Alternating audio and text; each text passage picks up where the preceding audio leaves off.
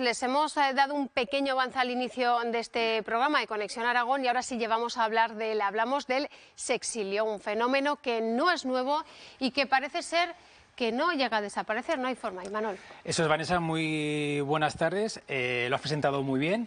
Vamos a hablar del sexilio, que es un fenómeno que no es nuevo, lleva ocurriendo mucho tiempo. Si te parece, por si hay alguna persona en casa que no conoce este término, voy a leer lo que significa para contextualizar un poco de lo que vamos a hablar hoy. Pues bueno, el sexilio es el fenómeno en el que una persona del colectivo LGTBI se ve obligado a abandonar su lugar de residencia, puede ser su pueblo o ciudad, debido a la discriminación, el rechazo o la violencia que sufre por su orientación sexual o identidad de género. Por esto hemos invitado a Silverio Sáez Sesma, psicólogo y sexólogo, un poco para saber si todavía, Silverio, este fenómeno existe en nuestra comunidad. Buenas tardes. Buenas tardes, Imanol. Me encantaría decir que no, pero yo creo que no vamos a ser distintos al resto de las comunidades del país, ¿no?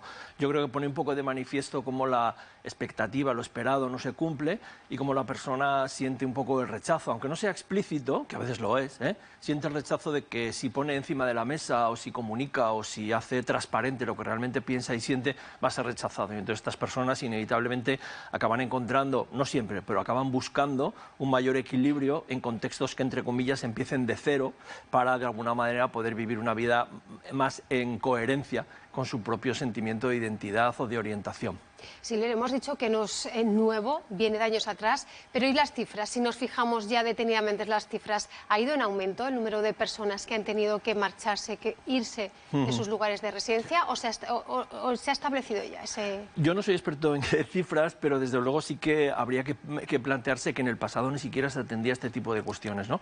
Entonces, las cifras hay que atenderlas, entendiendo que probablemente en el pasado las cosas serían peor, sin, ojo, caer en la autocomplacencia de todo está resuelto. Pero yo creo que las cifras siempre nos ayudan un poco a entender la magnitud de aquello sobre lo que estamos hablando, ¿no? Y cuando lees un poco las cifras de los colectivos que se dedican un poco a la protección de este tipo de personas, las cosas no son para dormir tranquilos. Bueno, Vanessa, has hablado de datos, vamos a conocer algunos que nos ha pasado la Federación Estatal LGTBI. Bueno, pues tenemos que decir que un 13% del colectivo reconoce que ha planteado exiliarse a otra zona. Sube al 30% en menores de 30 años.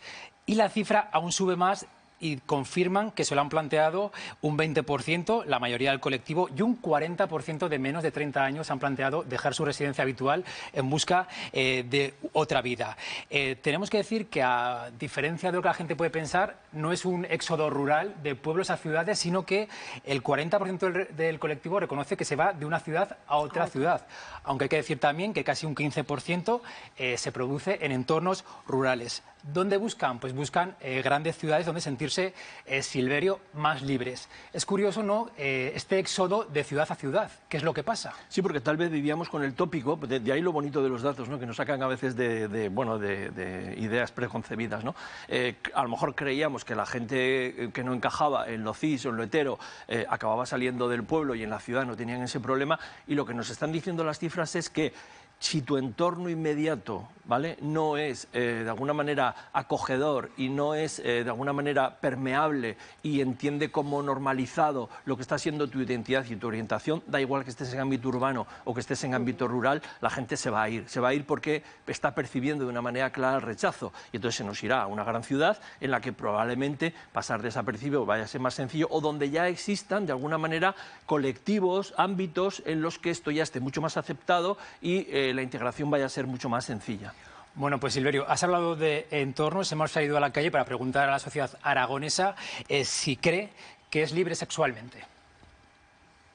Hay un poco de todo, yo creo, o sea, siempre ha habido diversidad en todos lados. Se acoge más a la gente homosexual y como que no se le discrimina tanto como hace unos años. Hablamos del 2000, se veía de otra manera, pero estamos en el 2025, se ve o sea, yo lo veo de otra manera, ya no es lo mismo, Está normalizado todo ya, porque hoy en la sociedad me parece que todo cabe, aunque nosotras personalmente hay cosas que no las vemos bien. Sí, yo creo que hay bastante respeto por bastantes partes. Tanta libertad que hay, no me parece bien.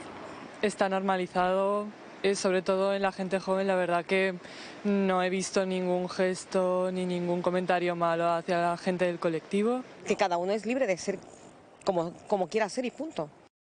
Bueno, pues la sociedad aragonesa ve bastante normalidad. Vamos a conocer ahora las causas de este sexilio. Bueno, pues la principal es la falta de entornos seguros. Muchos porque tienen miedo a la violencia y discursos de odio, otros por la necesidad de vivir sin ocultarse y también la búsqueda de acceder a redes de apoyo. Silverio, hablas de entornos, ¿te refieres a la familia más directa, a los colegios? Aquí habría que nombrar el acoso escolar, los barrios. Sí, por mucho que seas de una gran ciudad, tu entorno es relativamente limitado. Hay 100, 150 personas que forman parte de lo que es tu vida, ¿no? Y eso existe igual en una ciudad grande que en una ciudad pequeña, ¿no? Entonces, cuando las personas perciben, notan, intuyen, ¿no?, que si pongo esto encima de la mesa, mi entorno más inmediato no me va a aceptar, realmente las personas van a buscar ámbitos mucho más seguros, ¿no? Y fíjate, de ahí lo importante que yo creo que es visibilizar la diversidad, porque si cada chico o cada chica, independientemente de su identidad o su orientación, viviera una realidad en la que lo que a mí me sucede se muestra, existe, ¿vale?, se generaría mucha menos dificultad. Pero estos chicos y chicas se encuentran un poco evolucionando, creciendo en un entorno donde su realidad no existe. Entonces, claro, si hay un vínculo afectivo potente, uno puede atreverse a, bueno, lo que yo estoy pensando y sintiendo no parece lo habitual, pero estoy convencido de que el entorno que me rodea me va a acoger. Pero siempre está esa duda. Sería infinitamente más sencillo que estas personas hubieran podido contrastar esto que a mí me pasa, lo veo, y entonces, si yo lo veo, mi entorno también lo ve, y ahí facilitaríamos mucho esa integración. Falta todavía mucho por hacer, mucho trabajo. ¿Por dónde empezamos? Por abrir, o sea, por explicar más, por dar más formación, no sé por dónde empezar. Fíjate, Porque... en la entrevista salía como los jóvenes han cambiado, eso es una maravilla, ¿eh? A pesar de que podemos ver algunos indicios de masculinidad tóxica en algunos chicos, en general, ¿vale?, no vamos a ser derrotistas, hay una mayor permeabilidad a aceptar esa diversidad. Pero fíjate, yo creo que tenemos que sacar esto del ámbito ideológico. No se trata de, vamos a decirlo así, ser paternalista y cuidar a las minorías, sino entender que cuando no ejemplificamos la diversidad, estamos dificultando la salud mental de las personas. Mira, una cosa muy simple, todos somos personas y tenemos diferente personalidad, ¿vale? Plantear un modelo de personalidad único sería una barbaridad. Entonces, todos desde nuestro sentido común entendemos que un niño o una niña vea que se puede ser tímido, extrovertido, sociable, recatado, callado, es totalmente normal y cada quien tiene que gestionar su personalidad para ser feliz. Claro, la cuestión es, ¿nuestros chicos y chicas están viendo esa diversidad en el ámbito de la sexualidad? Claro, si la vieran, estaríamos generando un elemento de equilibrio. Por esto no va de carca y no va de progre. Estamos ofreciendo a nuestros chicos y chicas elementos que faciliten su equilibrio y su bienestar. Si no lo estamos haciendo, estamos desatendiendo lo que tiene que ser el cuidado que las instituciones y las familias tienen que hacer. Y yo lo sacaría de lo ideológico, es decir, es una obligación el que la visibilidad de la diversidad esté presente. Bueno, y seguramente Silverio tiene que estar presente en los colegios. Hemos visitado uno en Zaragoza, el Ramón y Cajal, un instituto donde dan talleres de la diversidad sexual. Esto nos ha dicho el profesor. Miguel se recorre decenas de colegios e institutos de toda España para dar charlas sobre la diversidad sexual. Entre sus objetivos, evitar esto. Que el 47% de la población del colectivo ha pensado alguna vez en suicidarse y el 17% incluso lo ha llegado a intentar. Por lo tanto, sí que es necesario fomentar ese respeto y esa inclusión para que las personas no se sienten discriminadas y no piensen en cosas como hacerse daño a uno mismo. Hace unas semanas estuvo en el Instituto Ramón y Cajal de Zaragoza. Así percibió a los alumnos de este centro. Pues creo que está un poco polarizado en toda la juventud. Hay gente que muy bien, que domina y entiende con términos muy técnicos la diversidad, y hay una vertiente que se cree todos los mitos de las redes sociales y tiene comentarios bastante chungos, desagradables o de odio incluso. Su tema estrella de estas charlas, poca sorpresa, las redes sociales y sus bulos sobre el colectivo. Desde la homosexualidad es algo antinatural, ¿qué pasa si un día me levanto y soy un árbol?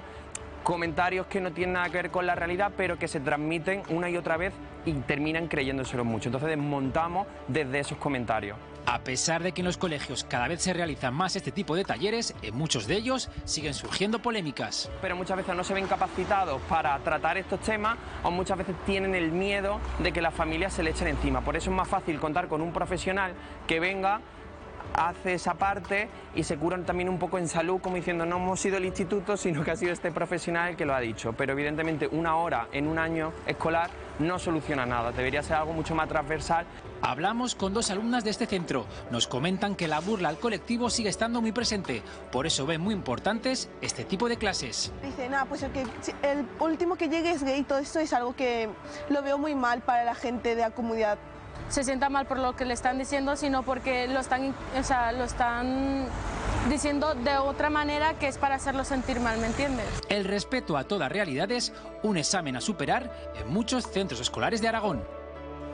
Bueno, Silverio, pues estamos hablando de realidades. La realidad de los jóvenes es que las redes sociales es su pan de cada día. Una vez más tenemos que hablar, Vanessa, de que es un problema en esta juventud y en este tema concretamente. Sí, porque es su lugar de comunicación. Nosotros los boomers tendemos a diferenciar mundo real y mundo digital, y es mundo real para ellos, ¿no? Ahí es donde se comunican, y evidentemente no están bajo el control, que a veces es positivo, del mundo adulto, que ejerce cierta regulación o atenúa expresiones, vamos a decirlo así, más negativas, más homófobas, más transfobas, y en ese sentido la polarización de la que hablaba Miguel está a la orden del día, ¿no? Porque son a veces chicos y chicas jóvenes que se dejan llevar por la impulsividad, y esa impulsividad no siempre es de alguna manera una ayuda para empatizar con la realidad de los chicos y de las chicas, estas edades. Veamos esas charlas, esas explicaciones que da Miguel. ¿A qué edad se debería empezar? Porque a veces piensas, no, adolescentes, vamos tarde. Claro, fíjate, pues yo comentaba antes el sacar esto de lo ideológico y llevarlo a la ciencia, porque cuando uno entiende qué está pasando en los procesos evolutivos de la persona, desatender lo que ahí sucede es una falta de responsabilidad.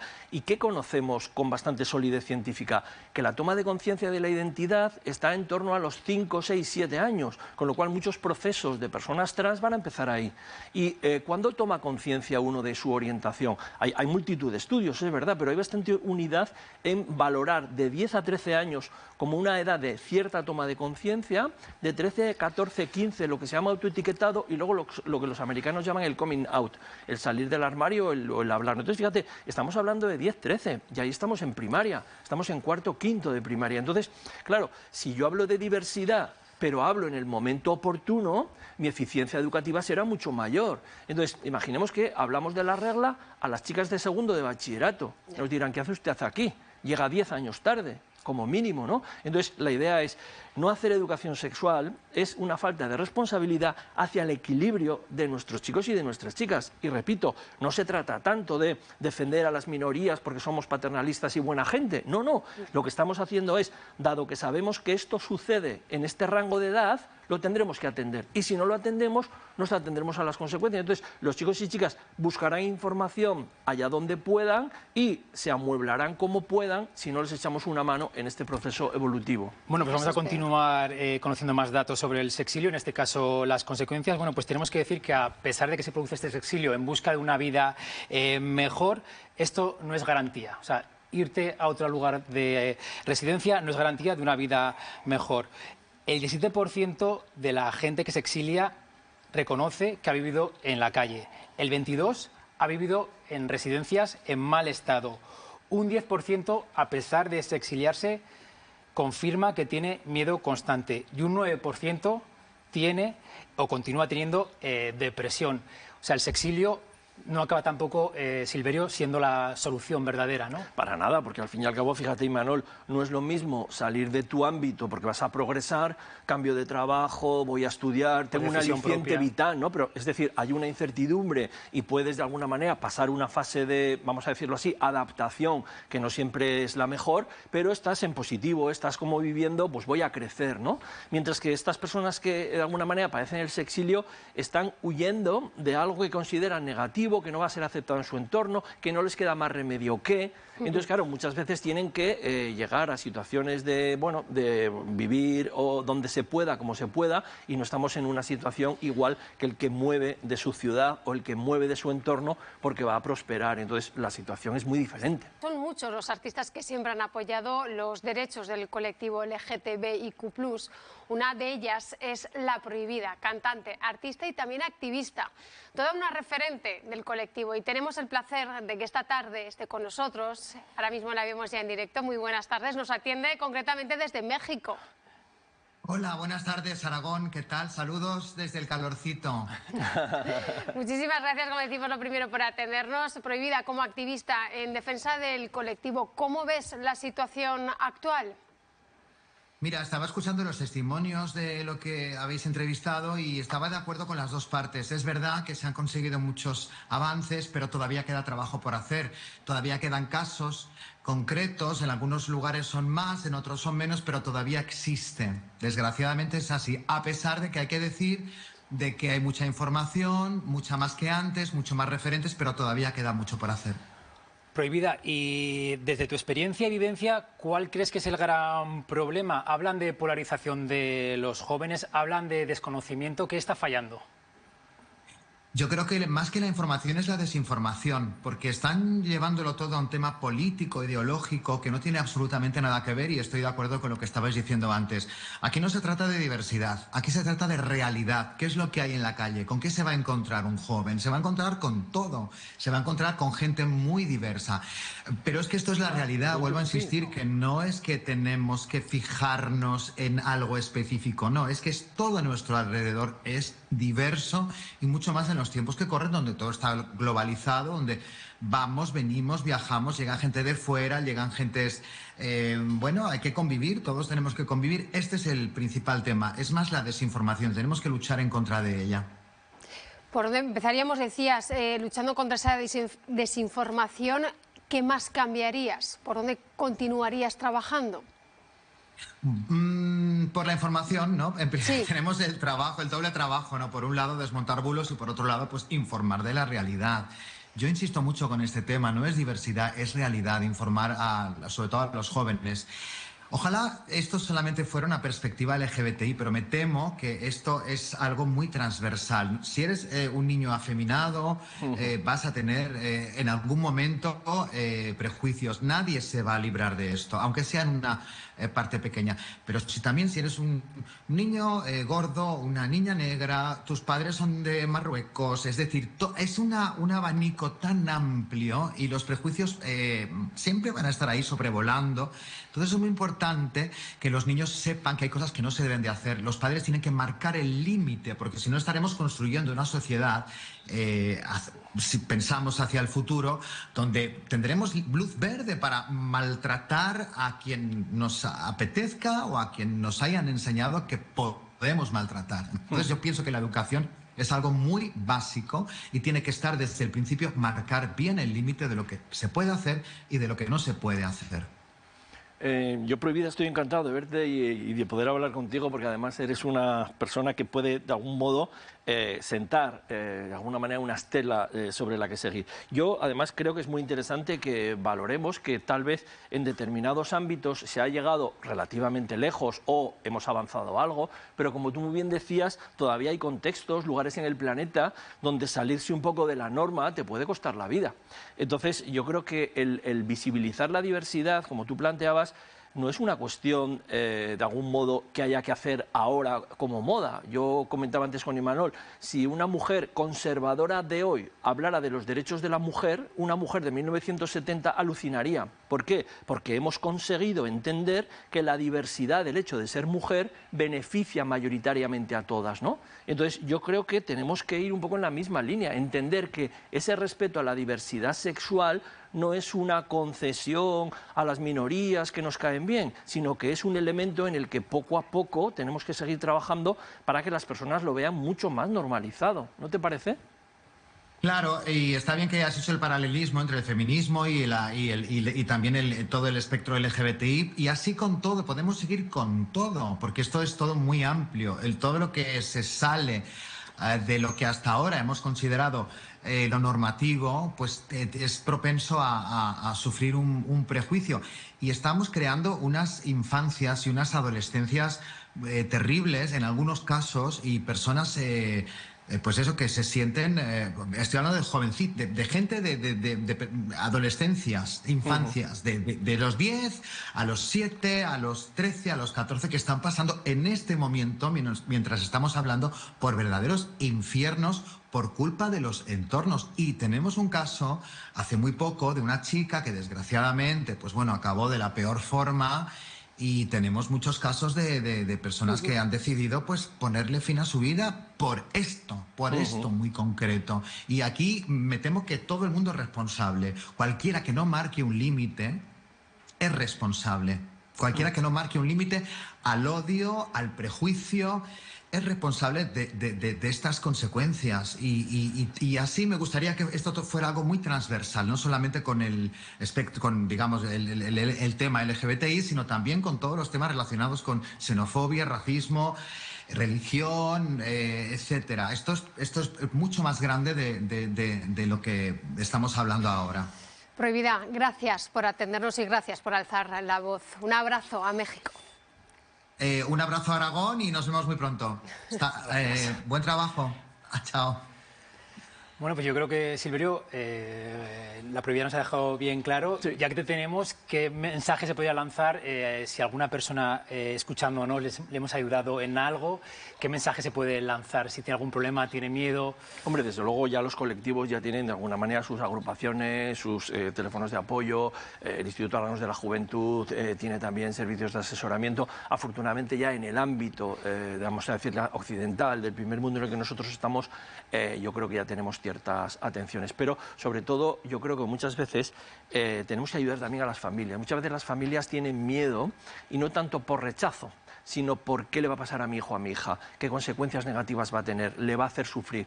Y entonces hay una primera fase en que las familias les tenemos que echar una mano para que se den cuenta que más allá de ese primer miedo, la aceptación es lo más importante para facilitar el equilibrio de ese hijo o de esa hija, ¿no? Salir un poco, entender un poco esa primera ansiedad de salir de mi zona de confort, pero comprender que si no me pongo al lado de mi hijo sobre una realidad que se va a sostener a lo largo de la vida, flaco favor le estaré haciendo. Y por supuesto está también el apoyo de especialistas como vosotros. Faltaría más. Muchísimas gracias, Silverio, Vanessa, por venir hasta aquí, hasta este plató. Gracias también a ti, Manuel.